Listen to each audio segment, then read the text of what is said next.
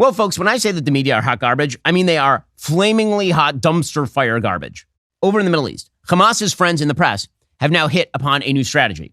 They're now claiming that Israel is targeting journalists. According to the Washington Post, quote, for weeks, hundreds of locally based journalists in the Gaza Strip have provided the world with intimate views of the devastation on Palestinian lives and homes while trying to find ways to survive themselves and keep their families safe. Yes, we are told journalists in Gaza are under assault, and it's the journalists who are telling us this. But there is another story here. It's another far more nefarious story. And here's the real story. It goes like this. Journalists in the Gaza Strip are typically propagandists for Hamas. That's how they got in. That's why they've been allowed to operate. Hamas deliberately places these pseudo-journalists in areas designed to shield Hamas military resources. That's how it goes over there. Yesterday, Honest Reporting, which is a 501c3 website dedicated to uncovering prejudice in journalism, ran a pretty damned shocking story. They reported that during the October 7th massacre of 1,400 Israelis and the kidnapping of another 240, Gaza-based photojournalists working for the Associated Press and Reuters, so-called stringers for the major wire service, were present. A stringer is an independent contractor, a person who sort of on an individual case-by-case basis is used as a person who does journalism for a particular journalistic outlet. That presence could only have occurred with prior coordination with Hamas.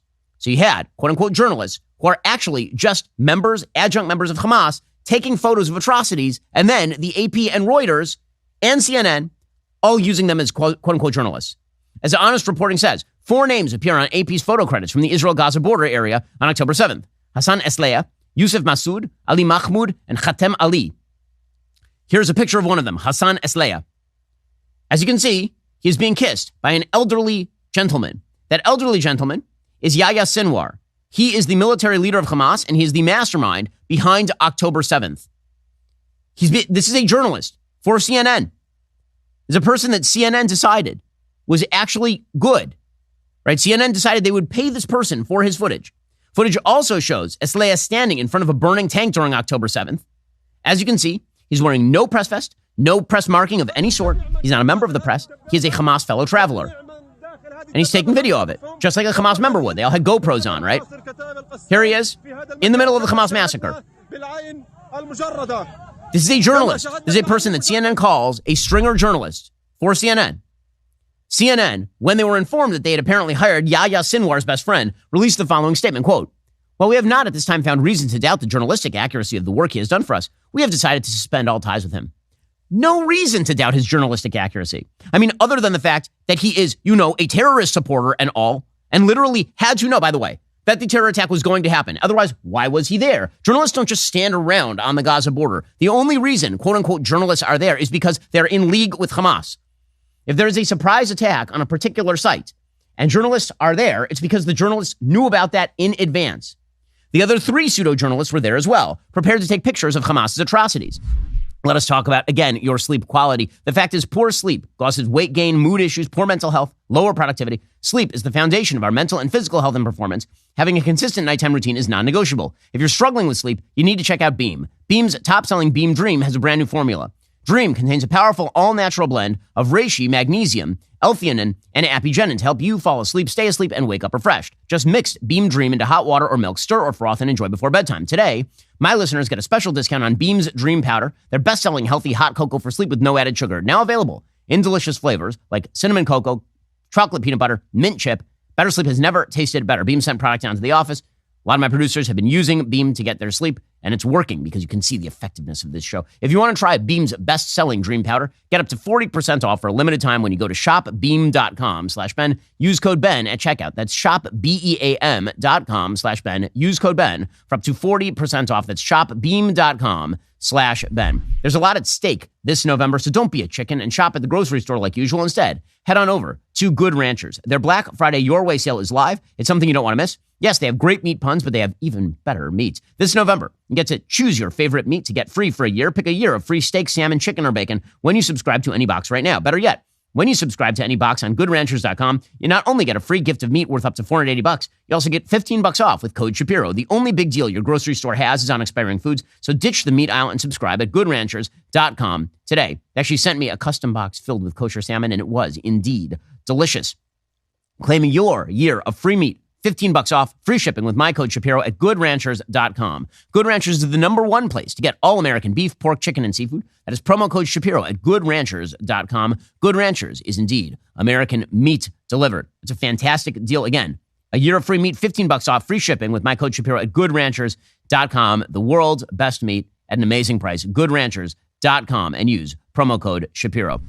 Now, this unfortunately is nothing new. The quote-unquote journalists stationed in Gaza either worked directly for Hamas or under the thumb of Hamas. All the way back in 2014, the Times of Israel reported that journalists had been questioned and threatened by Hamas. Photographers who took pictures Hamas didn't like had their cameras confiscated and were kicked out of the Gaza Strip.